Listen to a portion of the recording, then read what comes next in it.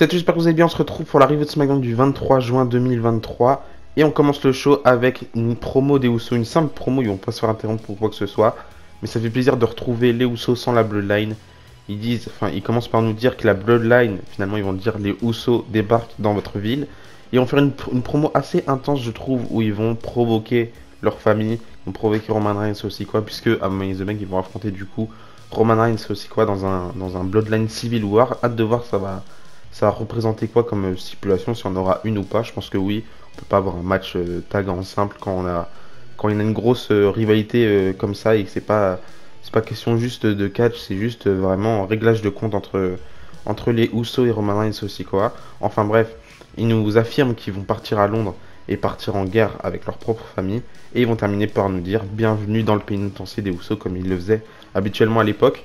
Une promo assez sympa, et on ressent encore une fois vraiment beaucoup l'intensité dans cette storyline de la Bloodline. C'est la chose la plus importante actuellement à la WWE. Donc franchement, j'ai vraiment hâte de voir qu'est-ce qu'ils vont nous réserver comme match déjà à Money in the Bank, parce que ça risque d'être vraiment fou. Au passage, inutile de vous préciser qu'il y a eu énormément de changements, 30 milliards de changements sur la carte de SmackDown par Vince McMahon. C'est habituel, que ce soit à Raw, SmackDown, c'est quasi chaque semaine. En général, en vrai, c'est pas vraiment des changements qui influent sur la qualité du show, à part vraiment le Raw After Mania où là c'était vraiment catastrophique. Mais en général, je trouve que ça influe pas forcément sur la qualité. Là, ça a juste intensifié le fait que le show était vraiment mid du début jusqu'à la fin. Il n'y a pas eu réellement de moments marquants dans cet épisode de SmackDown. C'est un petit peu dommage parce qu'il y avait pas mal de choses bien qui étaient annoncées. Je crois qu'il y a eu 3 matchs qui ont été modifiés. On devait avoir un triple threat match entre Santos Escobar, Butch et LA Knight. Finalement, enfin, j'avais vraiment hâte de voir ce match-là parce que je me suis dit, ça va être un match super bon dans le ring, mais à la fois, c'est peut-être pas mieux, c'est peut-être bien mieux de le remplacer. Comme ça, il n'y en a aucun des participants du Money in the Bank qui va perdre son match, et on garde la surprise pour Money in the Bank. C'est peut-être un petit peu mieux. On devait avoir un match entre Bayley et Shotzi où Bayley devait remettre sa place en jeu au Money in the Bank contre Shotzi. Là, en vrai, tant mieux qu'il n'y a pas eu le match, même si j'aurais bien aimé avoir ce match-là. Le seul problème, c'est juste que il n'y a aucune justification sur le fait que la semaine dernière, on a Bayley qui confirme qu'il y aura ce match-là, et finalement, bah, il n'est pas là. C'est juste incohérent, et ça casse un petit peu la cohérence du suivi des shows, mais c'est un petit peu dommage. Et on devait avoir le rematch entre Cameron Grimes et Baron Corbin. Finalement, c'est pas non plus nécessaire d'avoir ce match-là, mais j'aurais bien aimé avoir Cameron Grimes sur la carte de SmackDown, lui qui est plus souvent, qui est plus trop présent sur la carte de SmackDown, et c'est un petit peu dommage. Du coup, pour remplacer le premier match, on a eu LA Knight qui a affronté Rey Mysterio, et ce match il est assez important dans la carrière de LA Knight, je trouve. Même si on sait qu'il est hyper over, là ça a vraiment pointé le fait il est plus over que tout le monde à la WWE actuellement. Bon, ça se tape encore avec Cody Rhodes et Sami Zayn, je trouve, mais il est quand même extrêmement over, LA Knight. Il manque juste le programme pour le pousser dans le main event, et je commence à m'attacher un petit peu à LA Knight, moi qui suis pas fan de lui habituellement. J'ai beaucoup aimé son passage à Impact, où je trouve qu'il était vraiment hyper divertissant avec tous ses segments, etc. Mais c'est pas le genre de catcheur que j'apprécie énormément, les catcheurs qui sont pas méga bons dans le ring. En plus, il est quand même assez âgé. L'âge, évidemment, c'est pas un problème dans le catch, mais le seul problème, c'est que c'est difficile de se projeter par la suite quand t'as pas une longue carrière devant toi encore qui peut te permettre d'accomplir des tas de choses, comme on l'a eu avec Seth Rollins à l'époque, qui est devenu champion de WWE à 28 ans, il me semble. Là, forcément, tu as toute ta carrière devant toi et tu peux accomplir des tas de choses. Et c'est ce qui fait vraiment que tu peux t'ancrer en tant que légende dans une compagnie. Et ça va être un petit peu plus difficile pour LA Knight qui est quasi en fin de carrière, même si il a l'air quand même assez en forme sur le ring, etc. Donc là, il affronte Rey Mysterio. C'est pour ça que je trouve que c'est assez marquant, parce que, un peu à l'image de Daniel Bryan en 2014, qui sans apparaître, il va faire tourner la foule contre Rey Mysterio qui arrive en 30e position du Royal Rumble 2014. Là, c'est un petit peu pareil. LA Knight, il est hyper acclamé par la foule, et contrairement à ça, Rey Mysterio, lui, il est un petit peu hué, mais pas vraiment hué, c'est juste que il pousse tellement plus pour LA Knight que Rey Mysterio à côté, t'as l'impression que c'est un rookie, quoi. Et c'est pas le cas, évidemment, mais moment marquant, je trouve, pour LA Knight. Déjà, ça fait quelques semaines qu'il est acclamé de fou par la foule, et c'est super bien pour lui. Et en plus, LA Knight va remporter le match clean face à Rey Mysterio, donc comme ça, on voit que la WWE écoute un petit peu les fans, même s'ils ont du mal à pousser le truc. Pour moi, c'était évident. Ça fait déjà, on va dire presque un an, enfin pas réellement un an, mais on va dire 5-6 mois qu'on sait que LA Knight, il est destiné à faire de grandes choses à la WWE, destiné à être Mr. Money in the Bank. Ça fait des mois que les fans poussent pour ça. J'ai l'impression que la WWE s'en rend compte seulement maintenant, donc c'est un petit peu dommage pour ça. Mais en espérant que ce soit pas une déception pour tous les fans, parce que beaucoup d'attentes, on dirait, autour de LA Knight, et je trouve ça super qu'on ait un petit peu chaque année quelqu'un qui ressort du lot comme ça. Sami Zayn, LA Knight, Kofi Kingston à l'époque, Becky Lynch à l'époque. Chaque année, on a plutôt quelqu'un qui ressort du lot en termes de pop et quelqu'un où les fans vont vraiment se mettre derrière ce catcheur-là ou cette catcheuse-là. C'est vraiment fou. Ensuite, on a eu le match par équipe pour unifier les titres par équipe féminin, du coup, entre Ronda Rousey et Shayna Baszler, qui sont championnes par équipe de la WWE, et Ayla Dawn et Alba Fire, qui sont championnes par équipe NXT. Je vois pas réellement l'utilité d'unifier les titres si t'en fais pas quelque chose par la suite. Je crois qu'on a Michael Cole qui nous dit, avant que le match commence, que l'équipe qui remportera ce match-là devra défendre ses titres à Raw, SmackDown et NXT. En vrai, je trouve ça bizarre d'inclure NXT là-dedans parce que c'est comme si tu grilles une étape un petit peu. On a des catcheuses d'NXT en équipe qui se forment pour aller dans le main roster et pour affronter toutes ces nouvelles catcheuses, ces championnes, etc. Et finalement, t'as plus trop besoin de te former pour aller dans le main roster si tu peux avoir les matchs par équipe à NXT. En bref, c'est juste des détails, mais je trouve ça un petit peu incohérent et dommage de faire ça comme ça. Je préférais juste avoir, avoir des catcheuses d'NXT qui se forment dur pour arriver dans le main roster et avoir leurs premières opportunités dans le main roster, plutôt qu'avoir des opportunités directement à NXT. Pour moi, c'est un petit peu incohérent et ça brise cette étape de rookie à superstar, on va dire, même si c'est plus trop le but actuellement d'avoir que des rookies à NXT. En tout cas, moi je préfère quand il n'y a pas que des rookies et des superstars qui ont jamais catché de leur vie. Je préfère vraiment qu'on a vraiment des bonnes personnes établies à NXT pour avoir un produit un peu plus intéressant par la suite dans le main roster. Enfin bref, c'est pas le sujet, mais on a Ronda Rousey et Shayna Baszler qui vont battre Alba Fire et Ayla Dawn. Difficile à dire leur nom.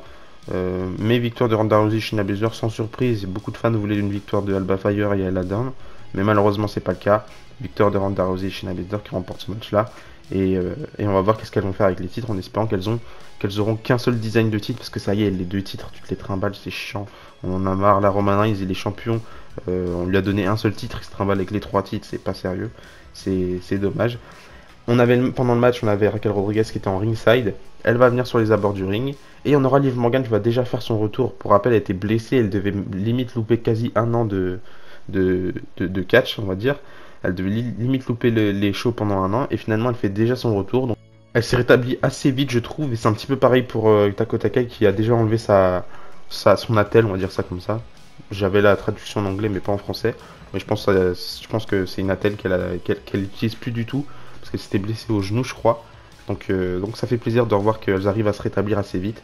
Et en vrai, j'ai pas hâte, je vais pas mentir, j'ai pas hâte de voir le programme entre Liv Morgan, Raquel Rodriguez et Ronda Rousey et Shayna Baszler, je m'en fous totalement. Mais si ça peut plaire à beaucoup de fans, je suis content pour eux.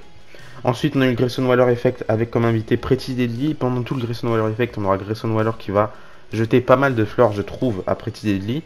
Et ça va mener à pas grand chose. Grayson Waller, il sert quasi à rien là-dedans.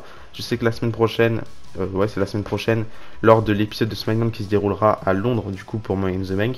D'ailleurs, je crois que le show ici en Europe, on l'aura à 21h, donc ça fait plaisir, pas 2h du matin, 21h, c'est parfait, ça va se terminer à 23h, c'est pas plus mal. Et il aura comme invité Logan Paul, je pense, si je dis pas de bêtises, donc ça risque d'être divertissant, mais il faut vraiment un programme pour Grayson Waller, parce que ça y est, les Grayson Waller Effect, c'est bien, mais t'en fais trop, il sert à rien. Moi j'ai envie de le voir catcher, j'ai envie de le voir dans un programme, j'ai envie qu'il dévoile tout son talent au public du main roster, parce que ce mec là il est talentueux, et ça va pas l'aider de le mettre toujours dans les interviews, c'est pas intéressant. Et du coup tout ça va nous mener à un match entre Pretty Deadly et les Street Profits, un match où les Pretty Deadly vont remporter le match. D'ailleurs il y a un nouveau theme song, mais bon, je porte pas très attention au theme song des catcheurs d'NXT, parce que je regarde pas tant NXT que ça, mais à ce qui paraît il était plutôt pas mal, tant mieux. Mais ils vont remporter le match, Pretty Deadly qui battent les Street Profits. Street Profits qui enchaînent les défaites en ce moment. Mais c'est pas plus mal parce que je trouve que c'est important de faire gagner des équipes qui arrivent comme ça de NXT. Ça permet d'avoir un petit peu plus de hype autour de eux et de les inscrire directement en tant qu'équipe forte et pas galérer pendant 100 ans à se dire ah c'est quand qu'il aura son push, il mérite son push, un petit peu comme Ricochet à l'époque, même si il y en a eu des tas, c'est le premier nom qui m'est venu en tête et finalement Ricochet il a pas eu grand chose, mais c'était pas le meilleur exemple en vrai. Mais Pretty Deadly qui remporte le match contre Street Profits Et d'ailleurs, eux aussi, ils affronteront du coup les champions par équipe la semaine prochaine à Londres. Du coup, lors de l'épisode de SmackDown, on aura un gros épisode de SmackDown puisqu'on aura 2 défenses de titre, il me semble. Donc voilà. Ensuite, un match un peu random entre Charlotte Flair et Lacey Evans. Franchement, Lacey Evans, je m'en fous complètement. Charlotte Flair, je m'en fous un petit peu aussi. C'était pas un super bon match. Victoire de Charlotte Flair qui va se faire attaquer par Asuka à la fin. Donc pourquoi pas. Et du coup, on nous a annoncé, c'est officiel. Charlotte Flair essayera d'aller choper le titre de Asuka à SmackDown la semaine prochaine. C'est pour ça que je disais on aura un gros SmackDown la semaine prochaine. Mais franchement, le programme me hype pas du tout parce que je sais que dans tous les cas, il y aura un truc où Charlotte Flair elle va récupérer le titre face à Asuka. Et c'est juste un peu décevant parce que je pense que Asuka mérite d'avoir un règne un peu plus long. Et c'est pas un programme qui me hype du tout. Même si on avait eu ce match-là, Money in the Bank, je trouve que c'est pas nécessaire. Mais au moins, ça va permettre aux fans de Londres, je trouve, d'avoir un SmackDown un petit peu plus chargé.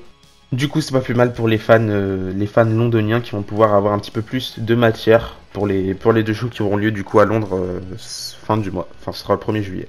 Enfin bref, ensuite on a terminé avec le main event. Match ensemble entre Sheamus et Sosikoa, déjà un rematch entre les deux. Match qui m'a pas intéressé du tout, puisqu'à la fin du match, on aura Sosikoa qui va faire passer Sheamus à travers la barricade. Et l'arbitre va décider d'arrêter le match, il a vu que Sheamus n'était pas bien en point dans la storyline, encore une fois. Les secours vont arriver pour aider Sheamus qui passe à travers la barricade. C'est pas comme si on avait eu 30 milliards de catcheurs qui l'ont déjà fait dans le passé sans que le match s'arrête. Enfin bref. Et Sosikoa, il va décider de casser la gueule au secours, juste pour montrer encore une fois que c'est Sosikoa, il est fort et il va battre Roman Reigns dans quelques années. Enfin bref, ça m'énerve réellement, je m'en fous complètement de ce programme-là. Et du coup, à la fin, on aura les Usos qui vont débarquer pour attaquer Sosikoa. Ils vont détruire leur frère comme si de rien n'était, parce que c'est leur vrai frère dans la vraie vie, Sosikoa. Ils vont leur mettre un double splash, double Uso splash à la fin. Et c'est comme ça que va se terminer le show. J'ai pas trouvé encore une fois que le show cette semaine était excellent. J'ai pas trouvé que la construction encore une fois pour cette storyline de la Bloodline a été si intense que ça. Mais la semaine prochaine on aura le retour de Roman Reigns qui fera son retour logiquement puisque ça se déroule à Londres et il n'y a pas raison qu'il soit pas, enfin il y a pas de raison qu'il soit pas présent dans le show avant Money in the Bank. Ce serait un petit peu con. Mais Roman Reigns fera son retour la semaine prochaine pour construire un petit peu la fin de cette histoire entre les Usos et Solo Sikoa et lui-même pour Money in the Bank, et on verra comment ça va se passer.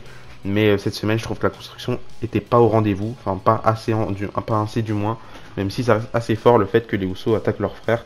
C'est quand même quelque chose de gros dans la storyline.